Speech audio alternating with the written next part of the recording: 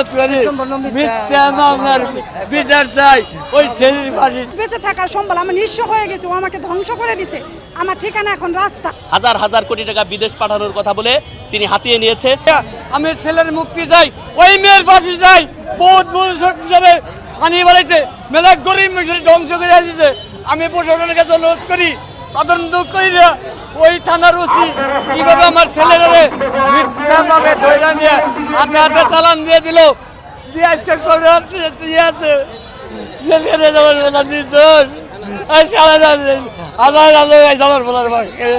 সোনিয়া ফাউন্ডেশনের কুখ্যাত মাফিয়া এবং কুখ্যাত প্রতারক সোনিয়া আক্তারের বিরুদ্ধে সোনিয়ার দ্বারা নির্যাতিত শত শত পরিবারকে আমরা সাথে নিয়ে এখানে মানববন্ধন করছি। তিনি শুধু টাঙ্গাইল নয়, সারা বাংলাদেশ থেকে তিনি প্রতারণামূলকভাবে সাধারণ নিরহ মানুষদের কাছে হাজার হাজার কোটি টাকা বিদেশ পাঠানোর কথা বলে তিনি হাতিয়ে নিয়েছে। এবং এই পরিবার যখন বিদেশ না যেতে পেরে তার কাছে যখন বিদেশ যাওয়ার জন্য এসেছে এবং এই টাকা ফেরত চাওয়ার জন্য এসেছে, তাদেরকে বিভিন্নভাবে হত্যাসহ তাদের বিরুদ্ধে মিথ্যা মামলা দিয়ে তাদেরকে হয়রানি করার চেষ্টা করছে। তারই ধারাবাহিকতায় আমাদের সন্তোষ বাগবাড়ির একজন আমাদের ছোট ভাই সাজু, যিনি সরকারি সাদত বিশ্ববিদ্যালয় কলেজের একজন ছাত্র, তিনি বিদেশ যাওয়ার কথা ছিল এই সোনিয়ার মাধ্যমে, কিন্তু 20 লক্ষ টাকা তার কাছ থেকে নেওয়ার পরেও তাকে বিদেশ এখনও পাঠায়নি।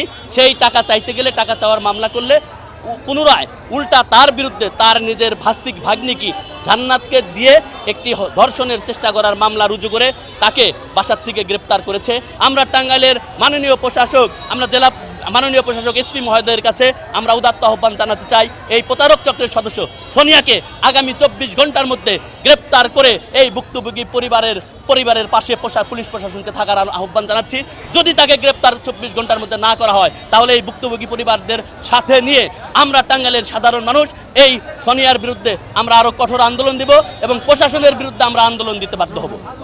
ইতিমধ্যে আমাদের কাছে যে খবর এসেছে, টাঙ্গাইল থেকে প্রায় 100-রও বেশি পরিবার এই সোনিয়ার দ্বারা ভুক্তভোগী। আমাদের এই মানববন্ধনে অলরেডি 10টা পরিবার ইতিমধ্যে আমাদের এই মানববন্ধনের বক্তব্য রেখেছেন। মাননীয় উপদেষ্টা এসপি মহোদয়ের কাছে, পুলিশ সুপারের কাছে, যে এই সাজু নিরপরাধ ছেলেটা যেন নিঃশর্তে এর মুক্তি দাবি চাই আমরা। কারণ হচ্ছে এর যদি প্রতিকার আপনারা না করেন, আমি একজন ভুক্তভোগী, আমাকে হুমকি দিচ্ছে।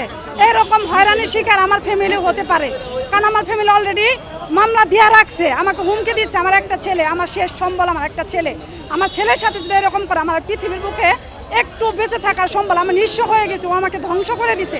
আমার ঠিকানা এখন রাস্তায়।